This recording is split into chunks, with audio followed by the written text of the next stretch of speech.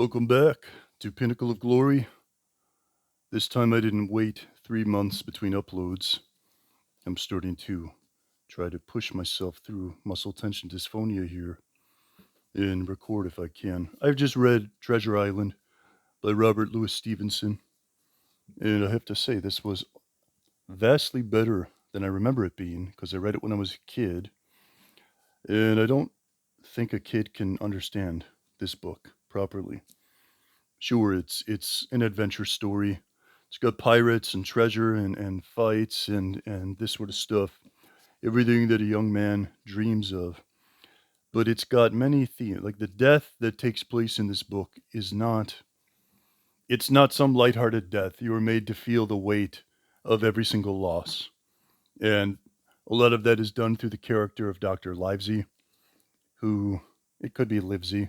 I'm not gonna don't get on me about the pronunciation.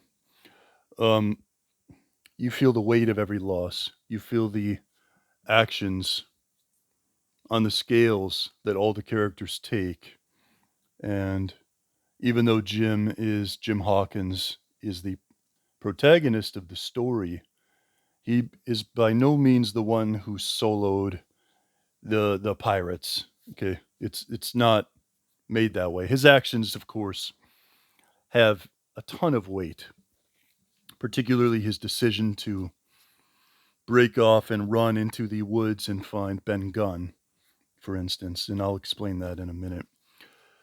For those of you who don't know, the thing that I'm kind of engaged on right now is I'm looking at the stories that act as templates, the fountainheads of other stories, right? That break off into a delta and spawn several stories of different types.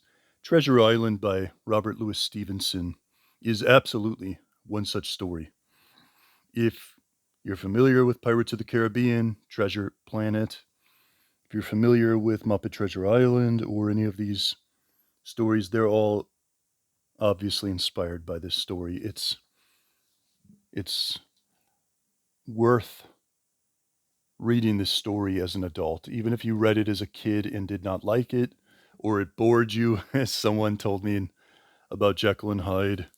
I understand that. I'm sympathetic to that, but you can't really grasp what's being said.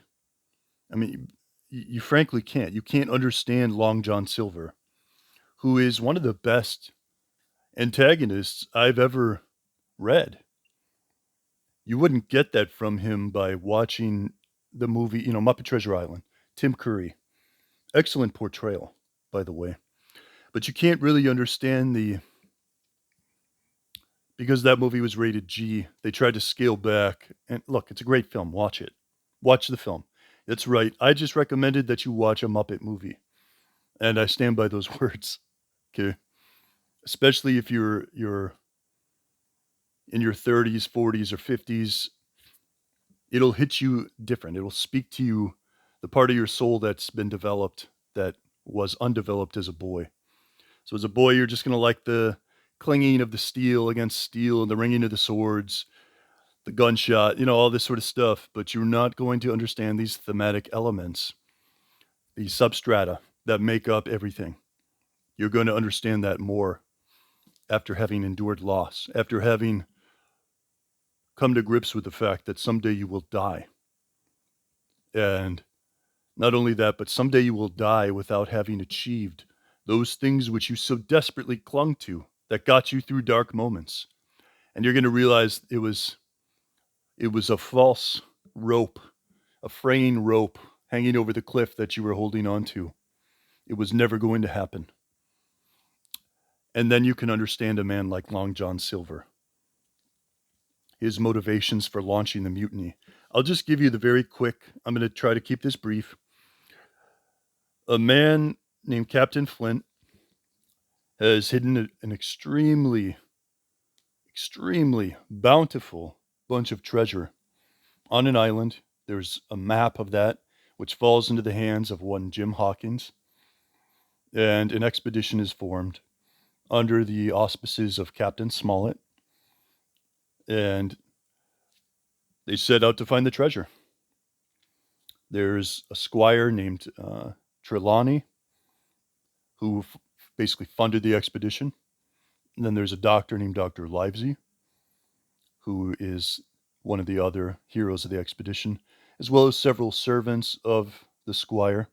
Squire just being a man of affluence who owns land. He's very competent. He's a deadeye. He's a crack shot. So he isn't just some wealthy man with soft hands who's never been in no, no, no. He's a serious fighter, and he's educated. Captain Smollett, of course, actually, in all the portrayals of the films, Smollett or the captain character is sort of portrayed as important, like they grudgingly add him in. I mean, he's absolutely. I'll get to him in a minute. He's a very interesting character. He's as interesting to me as Long John Silver is. Long John Silver is the cook, and yet everyone who meets him, hence the name Long John, I'm assuming his silver, or Long John Silver. I'm assuming it's his silver tongue that they're referencing. But he's extremely charismatic, extremely well read. He does not speak like a conventional pirate, though he has the ability to. He's a man who thinks about the future, where he is surrounded by men who do not think about the future. And you end up finding out later that he was Captain Flynn's quartermaster. So he's got a direct tie to the treasure. Jim Hawkins comes into the treasure map. This expedition forms, and they're on their way. Okay. The tavern where Jim Hawkins was basically running, his father dies early in the story. That tavern gets attacked by these pirates who are trying to steal that map from him. Spoilers, gentlemen. A lot of those pirates end up joining the expedition through Long John Silver. Okay. They don't announce that, but that's what ends up happening. And they slowly approach the other members of the crew to bring them on board. And Long John Silver is how this happens. This is, I guess it's a child's story, but it's not a child's story. If I just read you some of the death scenes, it's like, okay, do you really believe when I say a children's book that comports to the image of your mind, right? This is not Thomas the Train or something. Do you understand what I mean? This is not Thomas the Train. This is like the premier pirate adventure story. And it's very mature. And it can be understood that way. So I'm going to read a section here just to kind of give you what Long John Silver is all about. His reasons for betraying the crew, his reasons for seeking the treasure, he stands in a league of his own. And it's that which you can't really understand when you're a child. Long John Silver is all the people who have seen him that knew him in the past before he lost his leg, because he's got one leg, right? They mention how even diminished, he stands twice as tall as other men. Okay. And I can't remember if it's Israel Hands, who's like the secondary antagonist in the story. It's one of the other men who knew him, who points out that basically they're fawning over his past deeds, saying he was inimitable in his greatness, his grandeur, that even Captain Flynn was afraid of him, that he was the one man that Captain Flynn feared. They had this mutual sort of respect, pseudo fear of each other. Okay, and if you knew Captain Flynn, the story fleshes him out more. He's not in it directly, he's only ever indirectly mentioned, but you know him through the people that knew him. They all fear Captain Flynn. So when that's said about Silver, you're left to wonder what is going on with this guy. Okay. He'll explain. In chapter 11, it's called What I Heard in the Apple Barrel. They're on their way to the island, and Jim Hawkins happens to have fallen into an apple barrel. And what ends up occurring is he overhears a conversation of the pirates recruiting another member for the mutiny. Okay, it's Long John Silver Israel Hands. Israel Hands was the gunner of Captain Flynn.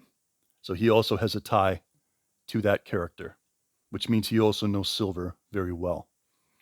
These two have an intimate knowledge of each other, Silver being the quartermaster. Now, none of this would have been known to any of these characters prior to this. That's what's so crazy is you can sort of imagine these several people who know each other extremely well, who are secretly working together and sabotaging the other members of the crew aboard the ship. While pretending to be one thing, they're acting like another entirely because they are another thing entirely. I think you can appreciate something like that occurring, can you not? So I'm going to read for, I think, the best. When I read this quote, I instantly got my quote journal out, and I realized I'm reading like the premier quote of this book right here. This is what it is. So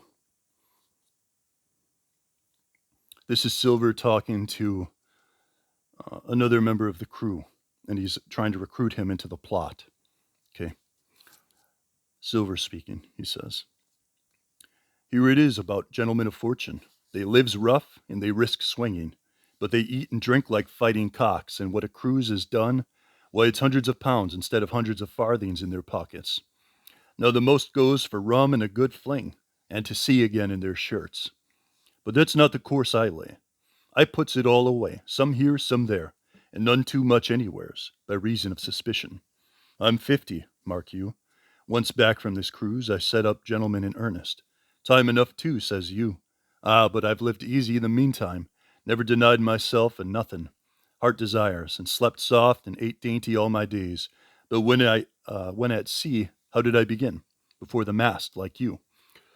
He's kind of revealing his motivation here. I know that's kind of archaic language. It doesn't bother me. I actually kind of like it. But what he's getting at is he saves money. He has various investments. He thinks about the future.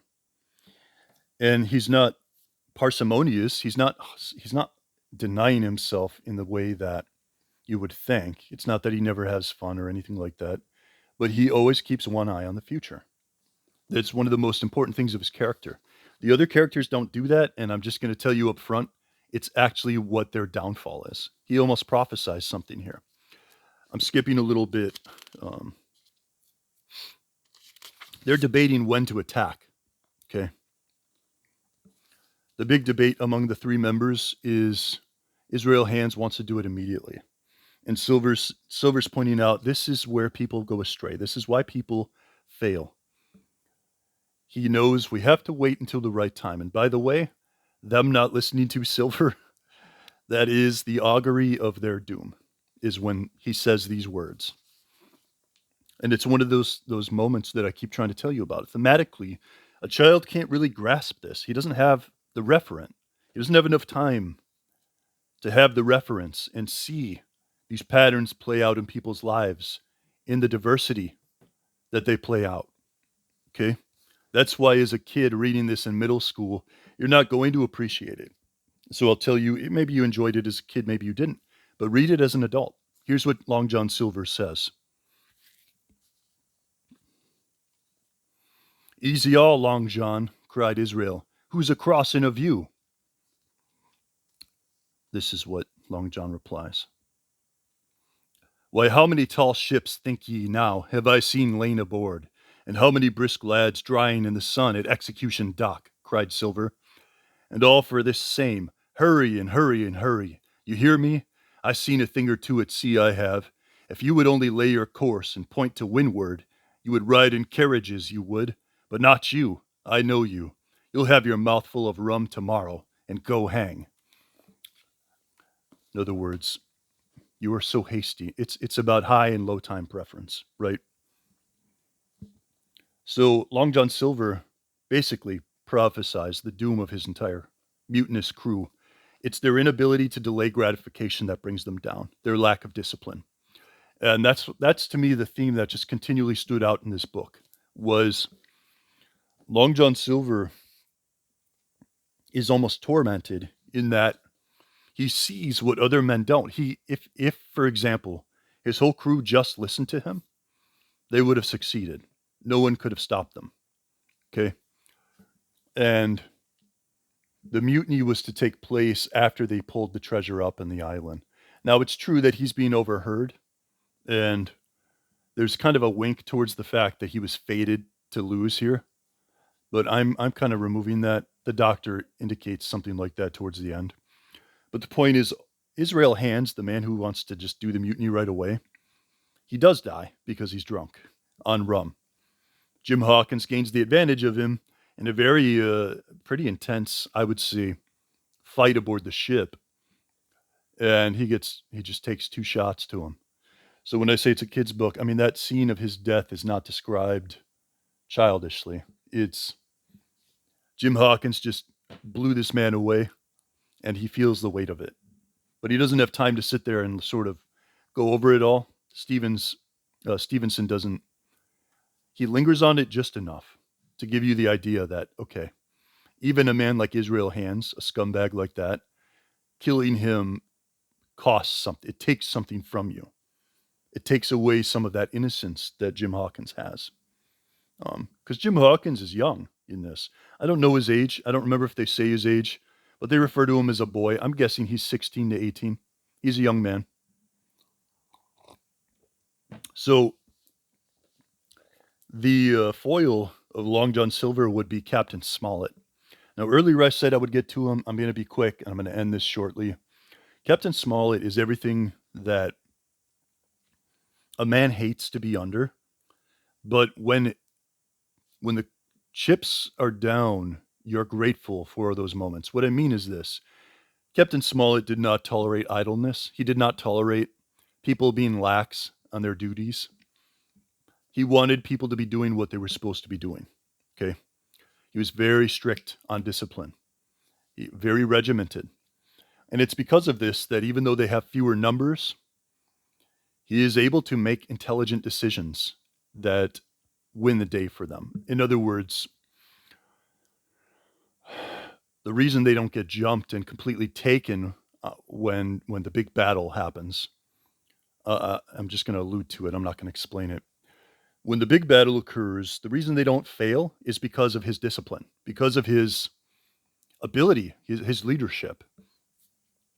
Long John Silver does have leadership, but Captain Smollett just has something else to him. And it's this moment of mercy that he shows to a man named Abraham Gray that really wins the day. If you took that out of the story, I think they would have lost. Abraham Gray is a man who is vacillating.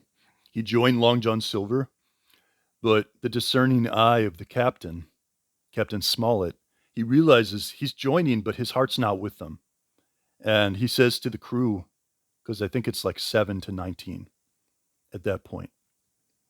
6 to 19 at that point, is something like that, is the split between the mutineers and the faithful crew. But he mentions to them, I see a man there who's vacillating, and I know if I'm able to call out to him, he may join us. And it's such a fascinating scene because that ends up making a huge, huge difference. That act of mercy, it's not wasted. Okay. This book is great. I highly recommend you read it. There's a lot more I could say, but I think I've said all I should say. So with that said, take care.